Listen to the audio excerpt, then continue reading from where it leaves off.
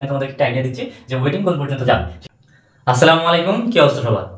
গুচ্ছ second merit কিন্তু already দিয়ে দিয়েছে। আমরা গতকাল রাতে তোমাদেরকে একটা ভিডিওতে জাস্ট প্রাইমারি কিছু কথাবার্তা বলছিলাম যে আজকে দুপুরে আমরা তোমাদেরকে একটা ডিটেল ভিডিও দিব, কিন্তু এখন আমরা আপলোড করতে পারিনি। এর পিছনে কারণ হলো আমাদের কাছে যথেষ্ট ইনফরমেশন নাই। ঠিক আছে, আমরা ইনফরমেশনগুলো গ্যাদার করে ট্রাই করতেছি। যদি সম্ভব হয় তাহলে আজকে রাতের ভিতরেই আমরা ভিডিওটি পোস্ট করে দিব, এবং আর যদি না হয় তাহলে আগামীকালকের ভিতরে পেয়ে যাওয়া।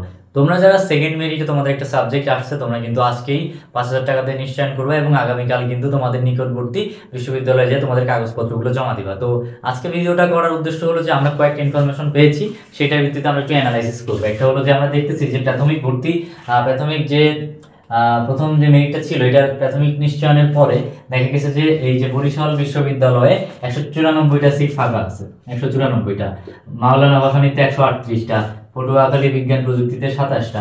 তো এইখানে যদি আমরা একটা রাফ ক্যালকুলেশন করি তাহলে এইখানে হলো 200, 320, 320, 350টা আমরা রাফ ধরে নিলাম। ঠিক আছে, টোটাল আমি এক্সাক্ট হিসাব করতেছি না, 350টা ধরে নিলাম। তাহলে এই যে তিনটা বিশ্ববিদ্যালয় থেকে আমরা 350টা সিট পাচ্ছি। ব্যাপারটা কি বোঝা গেছে? তিনটা বিশ্ববিদ্যালয়। আর বাকিগুলো কি হয়েছে ভাই, বাকিগুলো ইনফরমেশনগুলো অনেক ট্রাই করছি বাট পাওয়া যায়নি। তিনটাই আমরা সব জায়গায় দেখছি, ফেসবুক, ডেইলি ক্যাম্পাস, এই প্রত্যেকটা পেজ থেকে আমরা এই কয়েকটা ইনফরমেশন গ্যাদার করতে পারছি। ঠিক আছে, তো এখানে বরিশাল ইউনিভার্সিটিতে 194টা, তার মানে এখানে 194 জন হলো আগাইছে, 194 পর্যন্ত সিরিয়ালটা আগাইছে। এটা হলো সাবজেক্ট ওয়াইজ ডিপেন্ড করে। তোমরা অনেকে দেখবে যে অনেকে বরিশালে দেখা গেছে যে আমি তাদের সাথে আজকে সকালে এবং গতকাল রাতে কথা হয়েছে, দেখা গেছে যে তাদের অনেকেরই বরিশালের সাবজেক্ট এসেছে। ঠিক আছে, সেকেন্ড মেরিটে মাওলানা ভাসানীতেও সেম। তো এখন এই যে তিনটা বিশ্ববিদ্যালয়তে যদি আমরা একটা গ্রাফ হিসাব করি যে তিনটা বিশ্ববিদ্যালয় থেকে আমরা কিন্তু 350টার মতো সিট আমরা পেয়ে গেছি, তাই তো?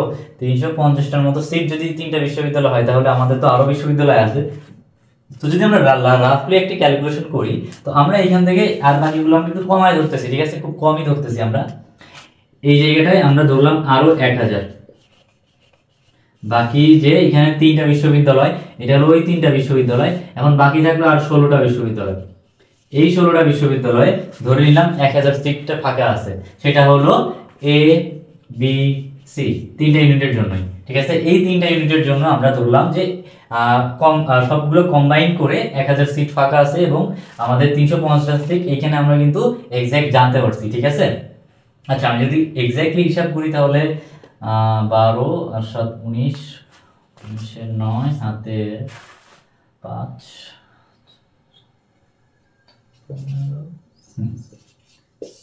359টা। ঠিক আছে, এইখানে হ্যাঁ 5 359টা এক্স্যাক্টলি, তার মানে 360টা সিট আমরা ধরে নিচ্ছি এখানে, তাহলে 360। ঠিক আছে, আচ্ছা তাহলে এই যে 360টা সিট আর এখানে 1000, তো টোটাল আমরা 1360 না ধরে আমরা রাফ ক্যালকুলেশন হিসাবে আমরা এখানে ধরে নিলাম 1400 সিট। তার মানে ধরে নিচ্ছি আমরা 1400, খুব কমই ধরছি বাট বাড়বে, এগুলা বাড়বে। হ্যাঁ, 1400টা সিট ফাঁকা হয়েছে। মানে এখন সেকেন্ড মেরিটে দেখা গেছে যে 1400 জন যারা সিরিয়ালে ছিল, যাদের সাবজেক্ট আসেনি তাদের আসছে পরবর্তীতে। তো এইখানে ভাই তার মানে তোমরা সেকেন্ড মেরিটে যখন ভর্তি হবে এরপরও দেখা যায় অনেকের আসন্ন সাবজেক্ট আসেনি, তারা ভর্তি হইলো না, এই এখন হবে। তারপরে থার্ড মেরিটটাও দিয়ে দিবে। সেকেন্ড মেরিটটা যেহেতু আমাদের 1 তারিখেই কমপ্লিট হয়ে যাচ্ছে, যেটা আই থিঙ্ক 30 তারিখ, 1 তারিখ, 1 তারিখ হলো শুক্রবার, তার মানে আমরা শুক্রবার রাতে রেজাল্টটা পেয়ে যেতে পারি থার্ড মেরিটের। থার্ড মেরিটটা আমরা পেয়ে যেতে পারি 2 তারিখে। ঠিক আছে, অথবা 1 তারিখ রাতে, অথবা শুক্রবার রাতে বা 1 তারিখ রাতে। এইখান থেকে আমাদের আরেকটা টাইম দিবে। আরেকটা কাজ যেতে পারে কি, শনিবার এবং শুক্র এবং শনিবার রেজাল্টটা দিল বা শনিবার দিল, সেটা পরবর্তী অর্থাৎ রবিবার থেকে কার্যক্রম শুরু করবে। কারণ অফিসিয়াল কার্যক্রম নর্মালি রবিবার থেকে শুরু হবে, বাট তোমাদের এইটার জন্য আমার মনে হয় শুক্রবারে যেহেতু প্রাথমিক কাগজপত্র জমা নিচ্ছে, তারা শনিবার থেকেও কার্যক্রম শুরু করতে পারে। এটা তো থার্ড মেরিটের কথা। এখন ভাই কথা হলো যে কত পর্যন্ত আসলে, কত সিরিয়াল পর্যন্ত আসলে দেখা যাচ্ছে সেকেন্ড মেরিট আসছে।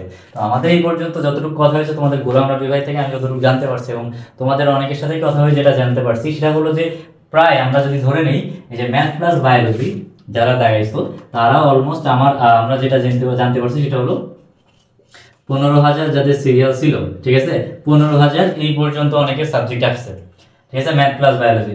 ম্যাথ প্লাস আদার্স যারা, তাদের জন্য আমি যতদূর জানছি যে 12,000-এর মতো ছিল আর কি, ঠিক আছে, এটা একটা রাফ আইডিয়া দিচ্ছি। এবং বায়োলজি প্লাস আদার্সের ক্ষেত্রেও আমরা এখন 11,000 পেয়েছি, ঠিক আছে। এই যে সিরিয়ালটা আমরা কিন্তু এটা সেকেন্ড মেরিটের ক্ষেত্রে পেয়েছি। এখন ভাই এই যে 1400 জনের ভিতরে সবাই ভর্তি হবেন, থার্ড মেরিট দিবে, তার মানে বলা যাচ্ছে যে কত সিরিয়াল পর্যন্ত সাবজেক্ট আসার সম্ভাবনা আছে, ঠিক আছে। তো কত সিরিয়াল পর্যন্ত সাবজেক্ট আসার সম্ভাবনা আছে এটা নিয়ে আমরা এখন একটা রাফ আইডিয়া দিচ্ছি, বাট পরবর্তীতে ডিটেইল ভিডিওটাই তোমরা আরো ভালো করে বুঝতে পারবা। এই ভিডিওটা তোমাদের গোলাম রাব্বি ভাই করবে, আমরা জাস্ট তোমাদেরকে একটা প্রাইমারি অ্যানালাইসিস দিচ্ছি। সেটা হলো যে দেখা গেল যে তোমাদের সর্বশেষ অর্থাৎ একটা জায়গা থেকে আমরা ইনফরমেশন পেয়েছি যে 4টা মেরিট দিতে পারে, থার্ড মেরিট ফোর্থ মেরিট পর্যন্ত হতে পারে। গণবিজ্ঞপ্তি দেওয়ার চান্সেস কম, কারণ সিট সবাই একটা বুকিং করেই ফেলবে, ঠিক আছে, নিশ্চিত করবেই। তো গণবিজ্ঞপ্তি দিলে তো ভালো, বাদ বাকি যদি মানে সবাই আসলে সিটগুলো কমপ্লিট ফিল করে ফেলে তাহলে 4টা মেরিট ম্যাক্সিমাম যেতে পারে। তো এখানে আমাদের কাছে যেটা মনে হচ্ছে যে ম্যাথ প্লাস বায়োলজির ক্ষেত্রে এটা ওই যে 18,000 পর্যন্ত, 18,000 থেকে 20,000 এই সিরিয়ালে যেতে পারে ম্যাথ প্লাস বায়োলজি। এবং ম্যাথ প্লাস আদার্স যেটা আছে এখানে কি হইতে পারে, ম্যাথ প্লাস আদার্স এর ক্ষেত্রে আমরা ধরে নিলাম এখানে 15,000, এবং বায়োলজি প্লাস আদার্স এর ক্ষেত্রে আমরা 15,000 ধরে নিতে পারি। এখানে তোমরা আরেকটু বাড়াই নিতে পারো, এখানে তুমি 17,000ও ধরতে পারো। ম্যাথ প্লাস আদার্স যারা দেখাইছে তাদের জন্য 17,000 অনেকের সাবজেক্ট আসতে পারে। এখন তোমরা যে সায়েন্সের সাবজেক্ট পাবে এমন কোনো কথা নেই। এবং আরেকটা বিষয় আছে যে সবাই পাবে এমন না ভাই, যারা একটু বেশি সাবজেক্ট চয়েস দিছো, যারা একটু বেশি বিশ্ববিদ্যালয়গুলোতে করছো, তারা দেখবে যে সহজেই পেয়ে যাবা। অনেক কিন্তু বরিশালে করছো, বরিশালে কিন্তু একটু লাস্টের দিকে, ফার্স্ট ক্যাটাগরির দিকে, বাট ডিমান্ডিং দিক থেকে কম, একটু পিছের দিকে, এই জন্য কিন্তু। হ্যাঁ, তো এই জন্য আমি যেটা বললাম যে মোটামুটি যারা একটু বেশি বিশ্ববিদ্যালয়গুলো চয়েস দিয়েছো তাদের ক্ষেত্রে কিন্তু আমরা দেখতে পাবো যে তারা সাবজেক্ট পেয়ে যাবে থার্ড মেরিটে। আর এটা আমরা জাস্ট একটা রাফ আইডিয়া দিলাম তোমাদেরকে যে কি হতে পারে। থার্ড মেরিট যখন প্রকাশিত হবে তখন আরো ভালো বোঝা যাবে। এবং তোমরা অনেকে এই প্রশ্নটা করছো যে ওয়েটিং এ কি হবে, তোমাদেরকে আমি একটা সিম্পলি যদি একটা বলতে চাই, এটা একদম হবে এমন না, বাট অলমোস্ট 80% এটাই হবে যে তোমাদের ওয়েটিং কতটুকু টানতে পারে, ঠিক আছে। এটা আমি তোমাদেরকে একটা আইডিয়া দিচ্ছি যে ওয়েটিং কোন পর্যন্ত যাবে।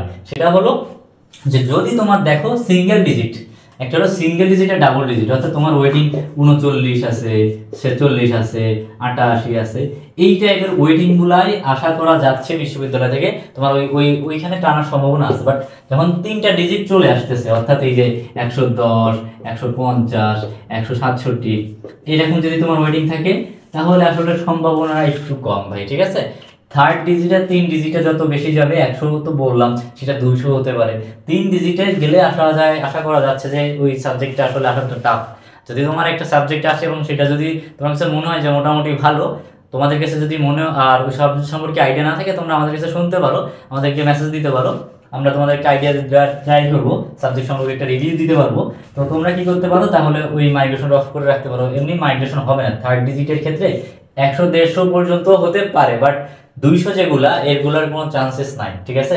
অলমোস্ট আর কি 80% একটু কনফার্ম যে থার্ড ডিজিটে 200-র উপরে গেলে আশা করা যাচ্ছে যে হবে না আর কি, ঠিক আছে। তো এখন পর্যন্ত আমরা এই একটা রাফ আইডিয়া দিলাম তোমাদেরকে। বাদ বাকি যদি অন্য কোনো সমস্যা থাকে, যে কোনো প্রশ্ন থাকে, তাহলে তোমরা আমাদেরকে জানাইতে পারো। এবং আরেকটা বিষয় ভাই, তোমাদের রেসপন্স অনেক ভালো, এই জন্য আমরা অনেক খুশি। তোমাদের জন্য আমাদের এত কিছু করা। ধন্যবাদ সবাইকে, আসসালামু আলাইকুম।